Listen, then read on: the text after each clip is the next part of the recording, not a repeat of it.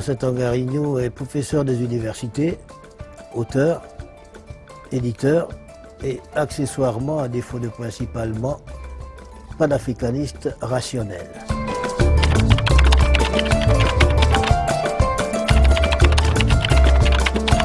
Dans l'Afrique post-Covid, comme dans l'Afrique pré-Covid, l'État a un rôle fondamental.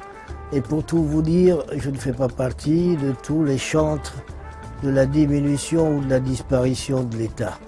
L'État, en tant qu'entité souveraine, est une garantie pour l'Afrique. Tous ceux qui militent pour la disparition de l'État, je les considère personnellement comme des ennemis de l'Afrique pour une raison simple. C'est-à-dire qu'on peut militer pour la diminution de l'État là où il est déjà suffisamment fort.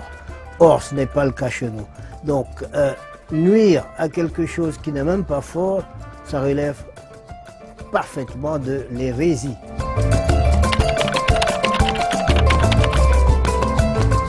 Alors, l'Afrique centrale est une région ou une sous-région problématique. Si on va dans l'absolu sur le plan strictement théorique, l'Afrique centrale devrait ou aurait dû être en réalité le centre, à tous les sens du terme, de l'avenir du continent. Pour une raison première, c'est la région du continent où se trouve concentrée une bonne partie des ressources naturelles. Et ça, c'est fondamental. Malheureusement, c'est aussi une région où se trouvent concentrés un certain nombre de défis géopolitiques et notamment de guerres civiles, de guerres internes, de difficultés à construire l'État, de difficultés à construire la nation et qui fait en sorte qu'évidemment, on a dans cette région les forces de sa faiblesse. Mais je pense qu'il devrait arriver un moment où on soit capable de régler tous ces problèmes pour effectivement donner à l'Afrique centrale la centralité qu'elle mérite effectivement. Quand je parle d'Afrique centrale, je parle d'Afrique centrale au sens géographique du terme et non pas au sens, par exemple, de la CEMAC ou de la CEAC. Je parle de tout cet espace qui va de l'Atlantique à l'océan Indien et qui regroupe un certain nombre de potentialités. Prenez l'hydrologie, une bonne partie de l'hydrologie du continent se trouve dans cette région. Et l'hydrologie, c'est l'électricité. C'est l'électricité hier, mais c'est encore plus l'électricité demain lorsqu'il va falloir décarboner les économies. Et vous êtes au courant, vous savez ce qu'il en est de la problématique d'Inga en République démocratique du Congo. Mais Inga devrait, les différents Inga bien entendu, devraient pouvoir non seulement régler les problèmes de fourniture énergétique de cette sous-région, mais même aller plus loin parce que les potentialités en termes d'eau sont telles ici que l'Afrique centrale devrait véritablement être le centre. Et si on se projette avec un peu d'ambition dans le futur, on devrait même être capable, via des canaux, de joindre les différents bassins hydrographiques qu'il y a dans cette sous-région et ensuite être capable de créer d'autres canaux pour irriguer les zones du continent qui sont en détresse hydrique. Et ça, c'est des choses auxquelles nous devons pouvoir penser. C'est peut-être pas demain que ça va se réaliser, mais peut-être que la nécessité finira par nous y conduire.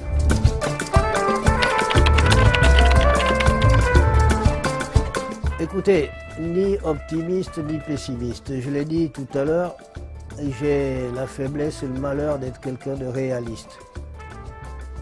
Les faits et la réalité m'importent plus qu'autre chose. Si on se projette dans les 10 et 30 prochaines années, il y a, des possibilités de changer ce qu'est notre continent aujourd'hui. Et pour ça, il faut un minimum de prérequis. Et le premier des prérequis, si vous voulez, auquel je tiens absolument, c'est la prise en compte du réel. Je n'ai rien contre les idéologues, je n'ai rien contre les rêveurs parce qu'il faut du rêve pour faire des grandes choses. Mais passer le temps à dormir et à rêver n'a jamais réglé quoi que ce soit. Il nous faut du rêve pour aller plus loin. Mais nous ne pouvons aller plus loin qu'en étant éveillés. Et le rêve est, j'allais dire, une drogue qui doit nous permettre d'avancer. Mais ce n'est pas le rêve qui marche à notre place. Ce qui marche, ce sont nos pieds. Et nos pieds, c'est la réalité. Et la réalité du continent. La réalité du continent, c'est qu'il a une histoire qui ne nous plaît pas forcément, mais cette histoire a eu lieu. Et cette histoire, c'est l'esclavage, et plus récemment, cette histoire, c'est la colonisation. Et quand je parle, quand je me qualifie de panafricaniste rationnel, je veux signifier par là que je tiens compte du réel. Et le réel, c'est quoi? C'est que, hélas, la colonisation a eu lieu. Et les États qui existent aujourd'hui en Afrique sont le fruit de cette colonisation. Que ça nous plaise ou que ça ne nous plaise pas, c'est ça la réalité. Et donc, si on veut avancer et construire du solide, on ne peut pas le faire en niant ces États au motif de pseudo-frontières artificielles, au motif d'héritage de la colonisation. Elle a eu lieu. Nous devons être capables de la dépasser aujourd'hui. Mais nous ne pouvons la dépasser qu'à partir du réel. Si nous ne sommes pas déjà capables de construire des États-nations solides, je suis désolé, ce n'est pas un continent solide que nous pourrons construire. Or, les rêveurs, les ambitieux que j'écoute tous les jours sont convaincus qu'on peut construire une unité solide à partir d'une diversité faible. Ça n'est pas possible. Dans l'histoire de l'humanité, ça ne s'est vu nulle part. Autrement dit, si nous tenons, et je crois que ça a été l'erreur des pères fondateurs du panafricanisme, qui a été d'être trop rêveurs, d'avoir voulu engager un mouvement sans tenir compte du réel. Et le réel, ce sont nos populations, le réel, ce sont nos opinions. Que ça vous plaise ou pas, un Akan ghanéen n'est pas un Akan ivoirien. Parce qu'il y a eu cette chose qui s'est appelée la colonisation. Et le monde que nous connaissons, il est fondé depuis les traités de Westphalie, il est fondé sur les États-nations.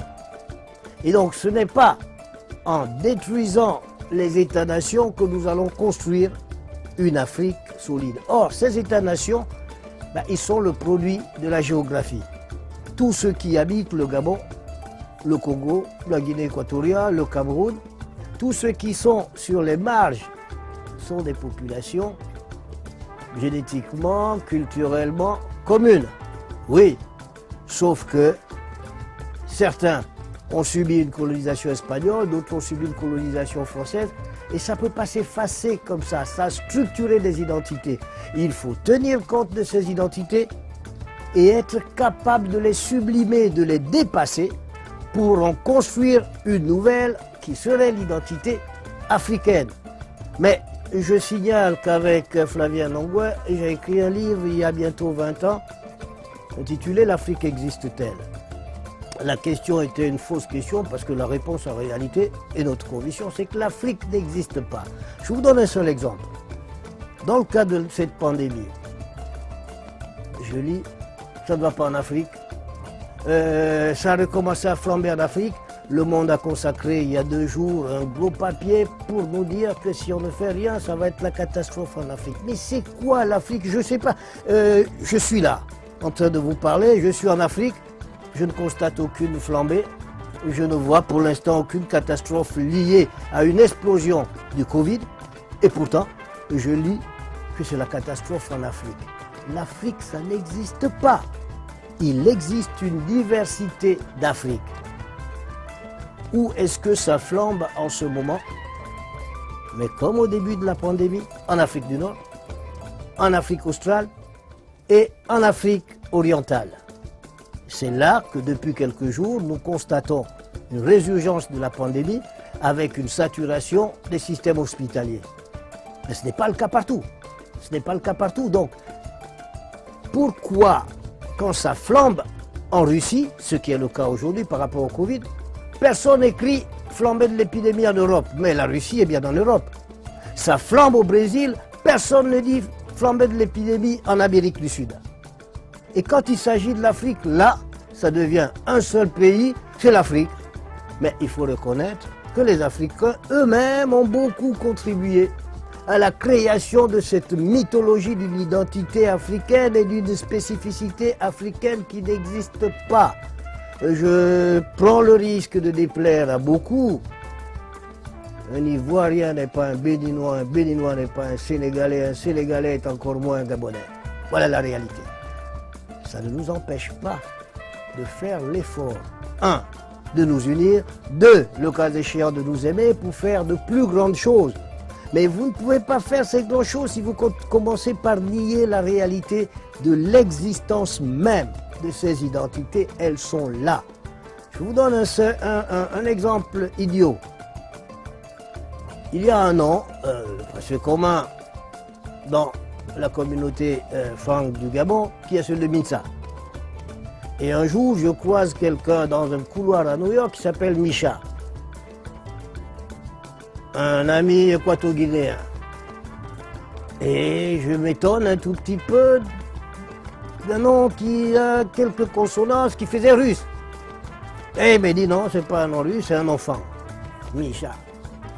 C'est là que je finis par comprendre que du fait de l'influence de la langue espagnole, c'est ce que nous appelons Mintsa au Gabon qui devient Micha en Guinée équatoriale. C'est un petit détail, mais c'est un détail important. C'est un détail important parce que les identités ne sont pas fixes. Elles se structurent et elles se modulent en permanence.